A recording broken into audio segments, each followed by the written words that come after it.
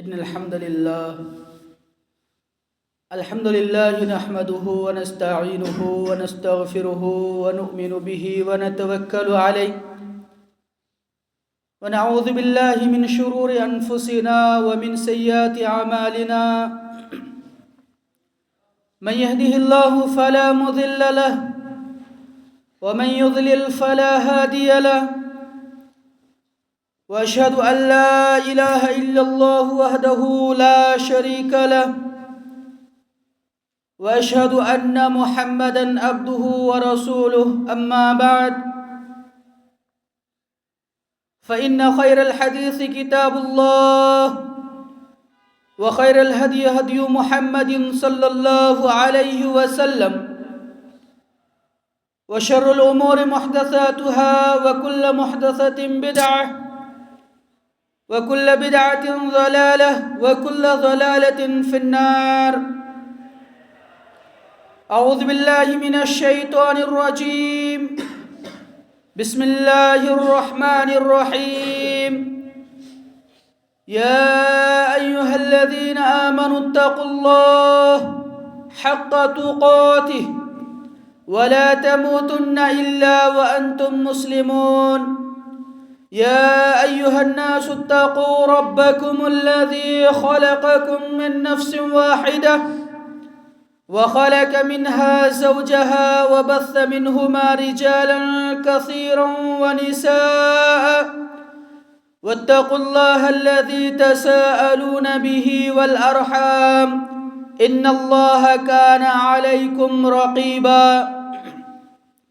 يا أيها الذين آمنوا اتقوا الله وقولوا قولا سديدا يصلح لكم أعمالكم ويغفر لكم ذنوبكم ومن يطع الله ورسوله فقد فاز فوزا عظيما وقال الله تبارك وتعالى في كلامه المجيد بسم الله الرحمن الرحيم قاف والقرآن المجيد بل عجبوا أن جاءهم منذر منهم فقال الكافرون هذا شيء عجيب أئذا متنا وكنا ترابا ذلك رجع بعيد قد علمنا ما تنقص الأرض منهم وعندنا كتاب حفيظ وقال الله تبارك وتعالى في موضع آخر بسم الله الرحمن الرحيم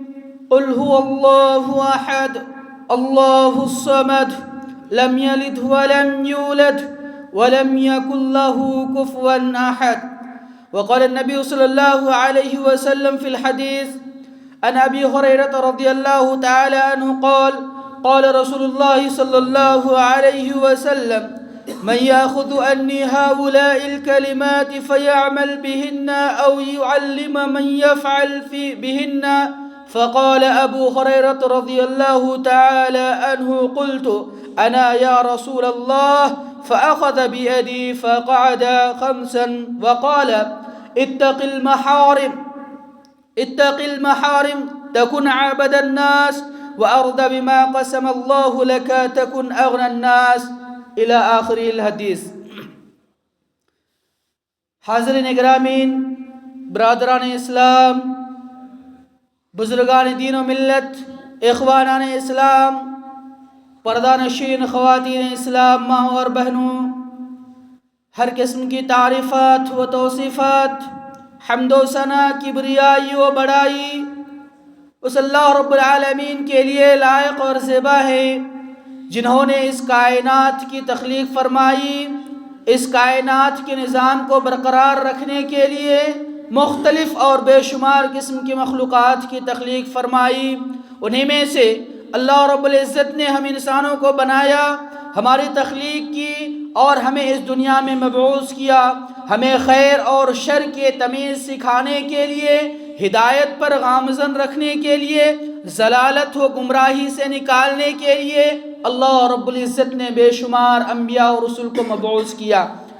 درود و سلام اللہ رب العالمین کے تمام انبیاء اکرام پر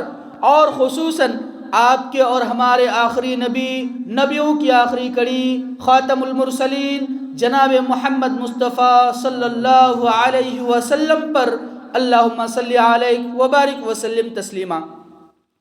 برادران اسلام، پچھلے خطبے میں نے ایک حدیث تلاوت کی تھی اور اس حدیث کے متعلق جو 5 باتیں تھیں ان میں سے 2 باتوں کا ذکر کیا تھا۔ ایک بات کی مختصر نہیں بلکہ مفصل تفصیلی گفتگو کی گئی تھی، اور دوسری چیز کے متعلق مختصر باتیں بیان کی گئی تھی وقت کی قلت کی وجہ سے۔ آج میں اسی موضوع کو آگے بڑھاتے ہوئے باقی کے جو 3 چیزیں ہیں ان پر تفصیلی گفتگو کرنے کی انشاءاللہ کوشش کروں گا۔ حاضرین گرامی، پہلی چیز بتائی گئی تھی کہ اللہ رب العالمین کے حرام کردہ چیزوں سے بچ جاؤ، تم لوگوں میں سب سے زیادہ عبادت گزار بن جاؤ گے۔ ان کے متعلق قرآن اور احادیث کی روشنی میں باتیں کی گئی تھی۔ دوسری چیز بتائی گئی تھی کہ اللہ رب العالمین کی تقسیم پر راضی ہو جاؤ۔ اللہ رب العالمین نے تمہارے قسمت میں جو چیزیں لکھ دی ہیں ان پر راضی ہو جاؤ، لوگوں میں سب سے زیادہ بے نیاز ہو جاؤ گے۔ ان کے متعلق کئی چیزیں بیان کی گئی تھی، اب آگے کی باتیں انشاءاللہ آج کے خطبے میں بیان کی جائے گی۔ اللہ کے رسول صلی اللہ علیہ وسلم کی ایک حدیث سنتے ہیں۔ رسول اللہ صلی اللہ علیہ وسلم نے فرمایا ان اللہ یبتلی عبدہ، اللہ رب العالمین اپنے بندوں کو آزماتا ہے۔ اللہ رب العالمین اپنے بندوں کو پریشانیوں میں، مصیبتوں میں اور طرح طرح کے غموں میں، اسی طرح کے بہت ساری مصائب اور پریشانیوں میں ڈال کر آزماتا ہے۔ کس وجہ سے؟ بما آتاہ، جسے اللہ رب العالمین نے جو نعمتیں دی ہیں ان نعمتوں کی وجہ سے آزماتا ہے، تاکہ دیکھے کہ ان آزمائش میں، ان پریشانی میں، ان مصائب میں، ان بالاؤں میں کون اللہ رب العالمین کا شکر گزار بندہ بنتا ہے اور کون اللہ رب العالمین کا ناشکرہ بن جاتا ہے۔ جو اللہ رب العالمین نے نعمتیں انسان کو عطا کی، ان نعمتوں کے بدولت جب اللہ تبارک و تعالی آزماتا ہے اور انسان اس پر شکر گزار ہوتا ہے، اللہ رب العالمین پر راضی ہو جاتا ہے، تو اللہ رب العالمین ان کے ان اموال میں، ان مال و دولت میں، ان نعمتوں میں اور زیادہ کشادگی عطا کرتا ہے، وسعت عطا کرتا ہے اور اس کو اور زیادہ بڑھا دیتا ہے۔ لیکن جو اللہ تبارک و تعالیٰ کی نعمتوں پر، ان کے آزمائش پر اللہ رب العالمین کا ناشکرہ بن جاتا ہے، اللہ تبارک و تعالیٰ کی ناشکری اختیار کر لیتا ہے، اللہ رب العالمین ان چیزوں کو ان سے سلب کر لیتا ہے اور ان کو فاقہ کشی میں مبتلا کر دیتا ہے۔ اسی طرح ایک اور حدیث سنتے ہیں، حضرت عباس بن عبد المطلب رضی اللہ تعالی عنہ سے روایت ہے، انہوں نے کہا کہ میں نے اللہ کے رسول صلی اللہ علیہ وسلم کو فرماتے ہوئے سنا، یقول، کہا اللہ کے رسول صلی اللہ علیہ وسلم نے، ذاق طعم الایمان، ذاق طعم الایمان من رضی باللہ رب وبالاسلام دینا وبمحمد رسولا، کہ جو کوئی بھی اللہ رب العالمین کو رب ہونے پر راضی ہو گیا، جو کوئی بھی محمد کے نبی اور رسول ہونے پر راضی ہو گیا، جو کوئی بھی دین کو اسلام کے دین ہونے پر راضی ہو گیا، اللہ رب العالمین کی طرف سے کیا ہوا؟ ذاق طعم الایمان، وہ کیا ہوا؟ ایمان کے مزہ کو چکھ لیا۔ اگر یہ انسان اور خصوصی طور پر وہ لوگ جو ابھی بھی ساری چیزوں کو جاننے کے باوجود غفلت میں پڑے ہوئے ہیں، ان کو یہ بتا دینا مناسب سمجھتا ہوں کہ اللہ کے راضی ہونے کا مطلب کیا ہے۔ اللہ کے راضی ہونے کا مطلب یہ ہے، اللہ تبارک و تعالی نے جتنے بھی اوامر نازل کیے ہیں، چاہے وہ محرمات میں سے ہو، چاہے وہ حلال ہو،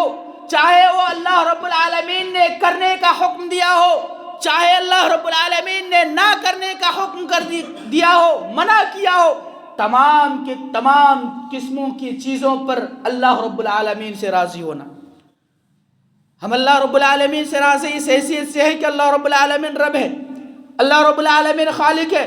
اللہ رب العالمین تمام چیزوں کو دیکھنے والا ہے، اللہ رب العالمین ساری چیزوں کو عطا کرنے والا ہے۔ لیکن اللہ رب العالمین نے جو اوامر نازل کیے ہیں ان اوامر سے کوسوں دور ہے۔ مثال کے طور پر ہم نماز نہیں پڑھتے ہیں، ہم روزے نہیں رکھتے ہیں، ہم دین کے کاموں میں پیچھے رہتے ہیں، ہم اللہ رب العالمین کو راضی کرنے میں پیچھے رہتے ہیں، ہم اللہ رب العالمین کے بنائے ہوئے دوزخ کے قریب جا رہے ہیں، اللہ رب العالمین کے جو منہیات چیزیں ہیں ان کو بڑھ چڑھ کر رہے ہیں۔ یہ اللہ رب العالمین کا راضی ہونا نہیں ہے، اللہ رب العالمین سے راضی ہونا یہ نہیں ہے، بلکہ اللہ تبارک و تعالیٰ کے تمام اوامر، چاہے وہ منہیات میں سے ہو، چاہے اللہ رب العالمین نے جسے حکم دیا کرنے کا وہ چیزیں ہوں، تمام کے تمام چیزوں کو کرنا ہوگا، تب یہ ذاک طعم الایمان، ایمان کی دولت اور ایمان کا مزہ چکھنے والا مومن ہوگا۔ اگر ہم غور کریں اپنے آپ کا تو ہمیں خود بخود یہ معلوم ہو جائے گا ہم صرف اور صرف نام رکھے ہوئے مسلمان کا، باقی ساری چیزیں ہم اللہ رب العالمین کے خلاف کر رہے ہیں۔ اللہ رب العالمین نے جو چیزیں منع کی ہم دھڑلے سے کر رہے ہیں۔ نام ہے عبد الرحمن عبداللہ، نام ہے اللہ رب العالمین کے ساتھ ملا ہوا، لیکن ساری چیزیں ہم اللہ تبارک و تعالیٰ کے خلاف کر رہے ہیں۔ اس کے بعد اللہ کے رسول ہونے پر راضی ہونے کا مطلب کیا ہے؟ اللہ تبارک و تعالیٰ کے رسول صلی اللہ علیہ وسلم نے احادیث میں جو چیزیں بیان کیے، صحابہ نے جو چیزیں محفوظ کیے، اور صحابہ سے تابعین، تبع تابعین اور دیگر تمام علماء محدثین سے لے کر ہم تک آج جو چیزیں پہنچی ہیں، صحیح ترک سے پہنچی ہیں، ہمیں اس پر عمل کرنا ہوگا، عامل بننا ہوگا۔ آج آپ میں سے ہر ایک کوئی جانتا ہے 5 وقت کی نماز اللہ رب العالمین نے فرض کیا، اللہ کے رسول صلی اللہ علیہ وسلم نے احادیث میں واضح طور پر بیان کر دیا، لیکن صرف اور صرف جمعہ کو نظر آتی ہے۔ یہ مسلمان ہے، مسلمان کی یہی پہچان ہے، صرف اور صرف نام و نہاد کے مسلمان۔ اللہ رب العالمین کو کیا منہ دکھاؤ گے؟ اللہ رب العالمین جب پوچھے گا کل قیامت کے دن، میں نے تمہیں ہچھا کٹا جسم دیا تھا، موٹا تازہ بنایا تھا، مال و دولت دیا تھا، ساری چیزیں عطا کی تھی، لیکن اللہ رب العالمین کے لیے تو نے کیا کیا؟ کیا جواب دو گے اللہ رب العالمین کو؟ یہی کہو گے ہم دنیاوی زندگی میں مصروف ہو گئے تھے، بیوی بچوں کو کھلانے میں مصروف ہو گئے تھے، رشتہ داروں کو سنبھالنے میں مصروف ہو گئے تھے، یہی جواب دو گے؟ کیا جواب دو گے اللہ رب العالمین کے پاس؟ اور یاد رکھو اللہ کے رسول صلی اللہ علیہ وسلم کی حدیث میں آتا ہے قبر میں سب سے پہلے نماز کے متعلق پوچھا جائے گا، اور حضرت ابو ذر غفاری یا پھر ان کے متعلق کوئی دوسرے صحابی ہے، نام ذہن میں نہیں آ رہا، انہوں نے کہا کہ جب وہ قبر کے پاس سے گزرتے بہت زیادہ روتے تھے، بہت ہی زیادہ روتے تھے۔ وہ حضرت عثمان رضی اللہ تعالیٰ عنہ کے متعلق آتا ہے، بہت ہی زیادہ روتے تھے۔ کہا کہ آپ کے سامنے جب جنت کا ذکر کیا جاتا ہے، جہنم کا ذکر کیا جاتا ہے، آپ اس قدر روتے نہیں ہیں، پھر قبر کو دیکھ کر اس قدر کیوں روتے ہیں؟ قبر کا ذکر آتا ہے تو اس قدر کیوں روتے ہیں؟ انہوں نے کہا کہ قبر آخرت کی پہلی منزل ہے، قبر آخرت کی پہلی منزل ہے، اگر اس میں کوئی انسان کامیاب ہو گیا تو وہ آگے کی تمام منازل میں کامیاب، اور اگر قبر میں پھنس گیا تو یہیں سے ان کا عذاب شروع ہو جاتا ہے، اور آخری دم تک وہ عذاب میں ہی مبتلا رہتا ہے، جب تک کہ اللہ رب العالمین کی رحمت نہ آ جائے، اور آخری جو مسلمان ہوگا جنت سے جہنم سے نکالا جانے کا، تب تک اللہ رب العالمین انہیں اس عذاب میں مبتلا کرتا رہے گا، عذاب میں گرفتار کر کے رکھے گا۔ ذرا سوچو، دنیاوی زندگی میں عیش و عشرت کی زندگی گزار رہے ہو، دنیاوی زندگی میں بڑے آرام سے زندگی گزار رہے ہو، اپنے خیال کے علاوہ دوسرے کا خیال بھی نہیں آتا ہے ہمیں۔ اللہ کے رسول صلی اللہ علیہ وسلم کی احادیث سنتے ہو، اللہ کے رسول صلی اللہ علیہ وسلم کے فرامین سنتے ہو، اللہ تبارک و تعالیٰ کے اوامر سنتے ہو، سننے کے باوجود بھی اگر آپ عمل نہیں کرتے ہو، اللہ رب العالمین کے پاس پکڑے جائیں گے، اور جو آپ کو بتانے والا ہے وہ تو بچ جائے گا لیکن آپ پکڑے جاؤ گے۔ اگر جو بتانے والا ہے وہ آپ کو نہیں بتا رہا ہے اور آپ کو اس چیز کے بارے میں معلوم نہیں ہے تو جو بتانے والا ہے وہ پکڑا جائے گا، لیکن بتانے والا اگر بتا رہا ہے اور آپ عمل نہیں کر رہے ہیں، کل قیامت کے دن آپ پوچھے جائیں گے، پکڑے جائیں گے، پھر آپ کو جہنم رسید کر دیا جائے گا۔ جہنم کے متعلق اس سے پہلے خطبہ میں بیان ہو چکا ہے، اور جہنم کیا کیا ہے، کس طرح کی اذیتیں پہنچاتی ہے، ان کے متعلق بیان ہو چکا ہے۔ تیسری چیز جو اللہ کے رسول صلی اللہ علیہ وسلم نے فرمایا کہ محمد کے نبی ہونے کا یہ ہو گیا، اسلام کے دین ہونے پر مطلب کیا ہے؟ شریعت اسلامیہ میں جو چیزیں رائج ہی نہیں ہیں اسے بڑے ہی اچھے انداز میں بیان کیا جائے اور اسے عمل کیا جائے۔ یہ ساری چیزیں اگر چھوڑ رہے ہیں تب آپ کامل ایمان والے ہوں گے، ورنہ پھر آپ کا بھی وہی حشر ہوگا جو رسول اللہ صلی اللہ علیہ وسلم کے چچا ابو طالب کا ہو رہا ہے، آپ صلی اللہ علیہ وسلم کے چچا ابو جہل اور ابو لہب کا ہوگا۔ سوچئے، غور کیجئے، 2 دن کی زندگی، اپنی زندگی کو اللہ کے لیے وقف کیجئے۔ اس کے بعد ایک بہت ہی مختصر سی دعا اور ساتھ ہی ساتھ بڑا اجر ہے۔ کیا ہے؟ حضرت سعید بن ابی وقاص رضی اللہ تعالی عنہ سے روایت ہے، سعید بن ابی وقاص رضی اللہ تعالی عنہ سے روایت ہے، وہ کہتے ہیں کہ رسول اللہ صلی اللہ علیہ وسلم نے فرمایا، من قال حین یسمع المؤذن، جو کوئی مؤذن کی اذان کے وقت اذان کو سنتا ہے اور ساتھ ہی پڑھتا ہے اشہد ان لا الہ الا اللہ وحدہ لا شریک لہ واشہد ان محمدا عبدہ ورسولہ رضیت باللہ ربا وبمحمد رسولا وبالاسلام دینا، تو اللہ رب العالمین کیا کرتا ہے؟ غفر لہ ذنبہ، تو اللہ تبارک و تعالیٰ ان کے گناہ کو بخش دیتا ہے۔ مسلم شریف کی روایت ہے، حدیث نمبر 851۔ اللہ کے رسول صلی اللہ علیہ وسلم نے اتنی بڑی فضیلت بیان کی ہے،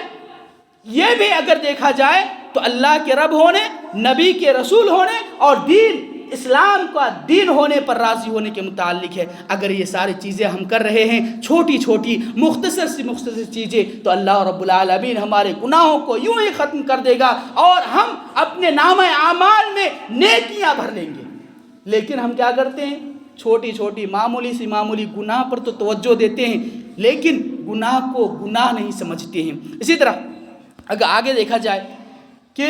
تیسری چیز جو کہا گیا، تیسری چیز میں اللہ کے رسول صلی اللہ علیہ وسلم نے حضرت ابو ہریرہ رضی اللہ تعالی عنہ کو پڑوسی کے متعلق وصیت کی اور بتایا، کہا کہ وَأَحْسِنْ إِلَىٰ جَارِكَ تَكُنْ مُؤْمِنًا، اگر تم اپنے پڑوسی کے ساتھ حسن سلوک کرو، اچھے سے پیش آؤ، ہمسائے کو ہمسایہ مانو، تو تم اچھا مومن بن جاؤ گے، کامل مومن بن جاؤ گے۔ رسول اللہ صلی اللہ علیہ وسلم نے پڑوسی کے متعلق کیا کیا نصیحتیں کی معلوم ہے؟ حضرت جبریل علیہ السلام کے متعلق اللہ کے رسول صلی اللہ علیہ وسلم نے فرمایا، ما زال یوصینی جبریل بالجار، کہ حضرت جبریل علیہ السلام مجھے ہمیشہ پڑوسی کے متعلق وصیت کرتے رہے، پڑوسی کے متعلق وصیت کرتے رہے، نصیحت کرتے رہے، یہاں تک کہ حتی ظننت انہ سیورثہ، کہ میں نے شمار کر لیا، میں نے گمان کر لیا، سوچ لیا کہ شاید کہ اللہ تبارک و تعالیٰ پڑوسی کو میرا کیا بنا دے؟ وارث بنا دے۔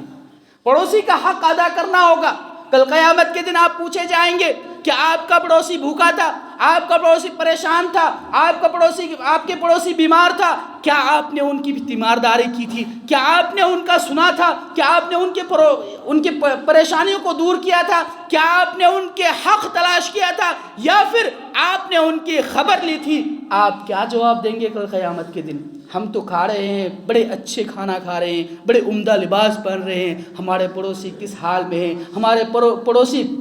کون سی پریشانی میں ہے، کس طرح کی بیماری میں مبتلا ہے، آج ہمارا حال کیا ہے؟ اگر ہم غور سے دیکھیں، اپنے اندر جھانک کر دیکھیں، تو ذرہ برابر بھی یہ ساری چیزیں ہمارے اندر پائی نہیں جاتی ہے۔ اسی طرح رسول اللہ صلی اللہ علیہ وسلم نے فرمایا، وَخَيْرُ الْجِيرَانِ عِنْدَ اللَّهِ خَيْرُهُمْ لِجَارِهِ، سب سے اچھا پڑوسی، سب سے اچھا ہمسایہ وہ ہے جو اپنے پڑوسی کے ساتھ اچھا سلوک کرتا ہے۔ کل قیامت کے دن اللہ رب العالمین کے سامنے سب سے اچھا ہمسایہ وہ ہوگا جو دنیا میں رہتے ہوئے اپنے پڑوسی کا اچھا خیال رکھا ہوگا، اپنے پڑوسیوں کو ستایا نہ ہوگا، اپنے پڑوسی کا اچھا سا حسن سے پیش آیا ہوگا، حسن سلوک سے پیش آیا ہوگا۔ اسی طرح رسول اللہ صلی اللہ علیہ وسلم نے ایک اور حدیث فرمایا، کہا من کان یؤمن باللہ والیوم الآخر، جو کوئی بھی یوم آخرت پر اللہ رب العالمین پر ایمان رکھتا ہے، فاحسن الی جارہ، تو اسے چاہیے کہ وہ اپنے پڑوسی کے ساتھ اچھا سلوک کرے، اپنے پڑوسی کو ستائے نہیں، ہمیشہ خیال رکھے کہ اپنی زبان سے، اپنے اعضاء و جوارح سے اپنے پڑوسی کو ذرہ برابر بھی تکلیف نہ ہو۔ خواتین کے متعلق، عورتوں کے متعلق اللہ کے رسول صلی اللہ علیہ وسلم نے کیا کہا اپنے پڑوسی کا خیال رکھنے کے لیے؟ کہا اذا طبخت مرقۃ فاکثر ماءها، جب عورتیں اپنے گھر میں شوربے والے سالن پکاتی ہو تو انہیں چاہیے کہ وہ اس میں پانی کی مقدار زیادہ کر دے اور اس شوربے کو یا پھر اس سالن کو اپنے پڑوسی کو ہدیہ کے طور پر پیش کرے۔ اللہ کے رسول صلی اللہ علیہ وسلم نے اس قدر خیال رکھا۔ اسی طرح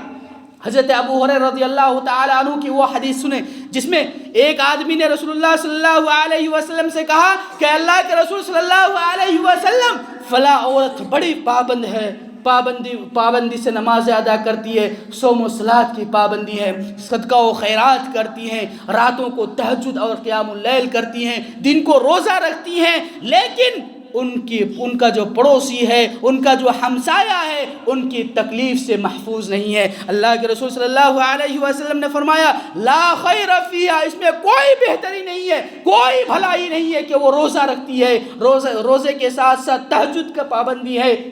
صدقہ و خیرات کرتی ہے، فرض نمازوں کے ساتھ ساتھ نوافل کی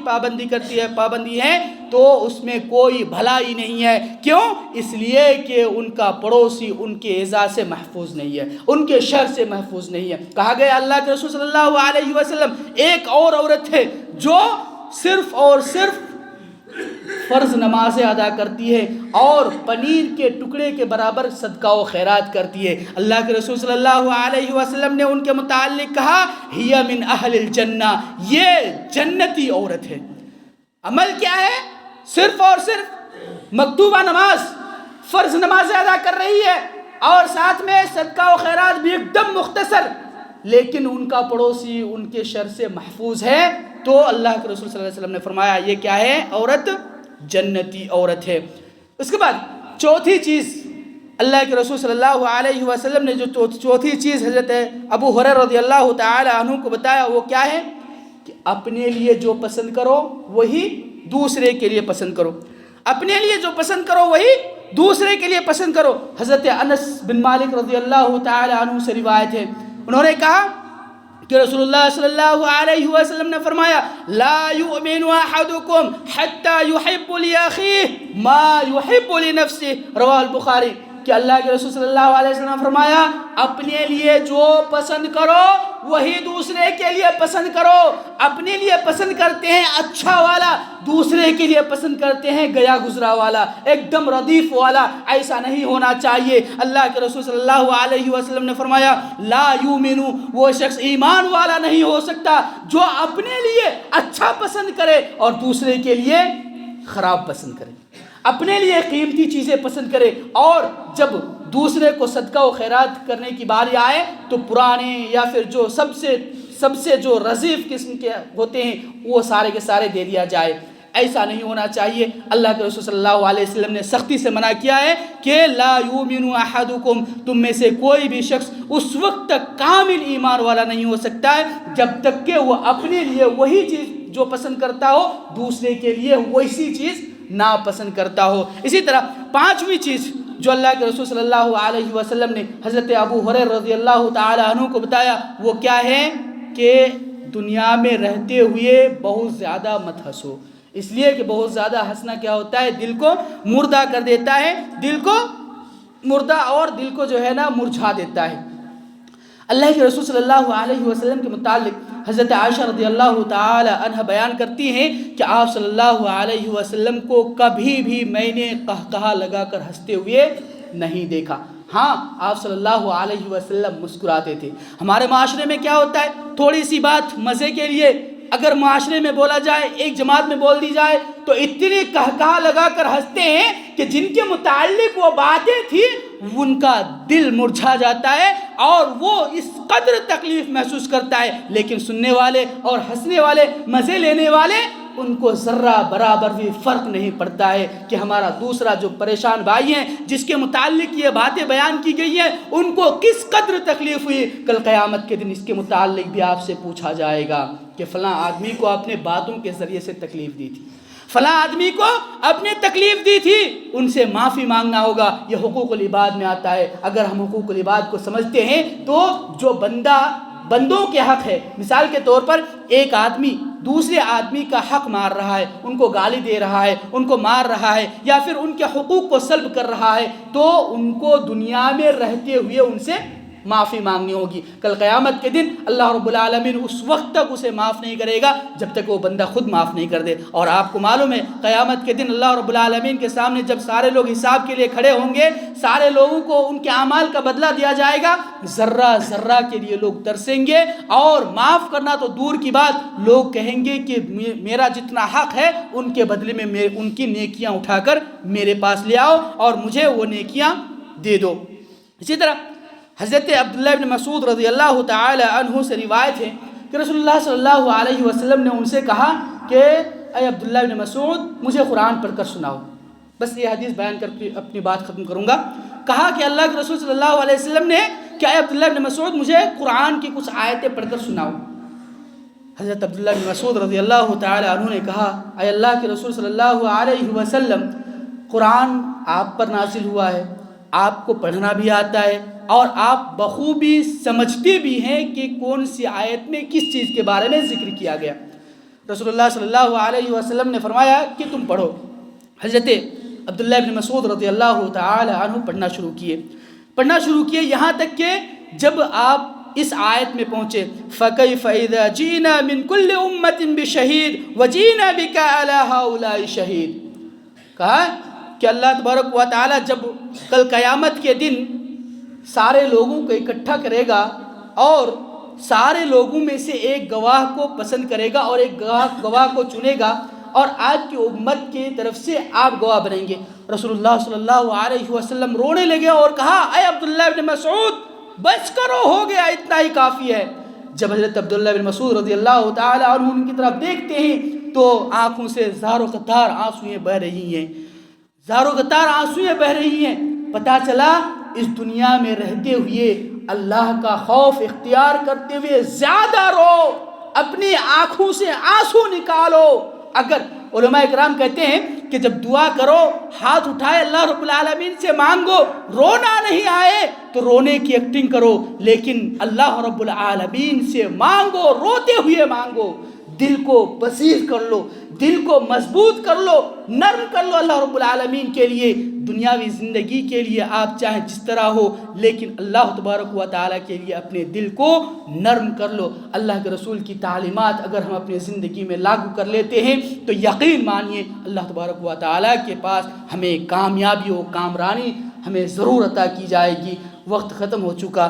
اللہ رب العالمین سے دعا کرتے ہیں کہ اللہ تبارک و تعالی ہم تمام لوگوں کو جو ہم میں سے غفلت میں پڑے ہوئے ہیں، اللہ رب العالمین کی معرفت انہیں نہیں ہے، اللہ تبارک و تعالی کا خوف ان کے دلوں میں نہیں ہے، اللہ رب العالمین ان کے دلوں میں اللہ تبارک و تعالی اپنے خوف پیدا کریں، اور ساتھ ہی ساتھ ہم تمام لوگوں کے دلوں میں اللہ تبارک و تعالی اپنے خوف اور اپنے چیزوں کے متعلق جہنم اور جنت کے متعلق ترغیب ہو یا پھر ترہیب ہو، اللہ تبارک و تعالی ہم تمام لوگوں کو ان کی توفیق عطا فرمائے، آمین۔ باری الہ جب تک تو ہمیں اس دنیا میں زندہ رکھ، ہمیں خیر کے کاموں میں زندہ رکھ، اور جب ہمارا خاتمہ ہو تو خاتمہ بالخیر ہو، آمین۔ وما علینا الا البلاغ المبین۔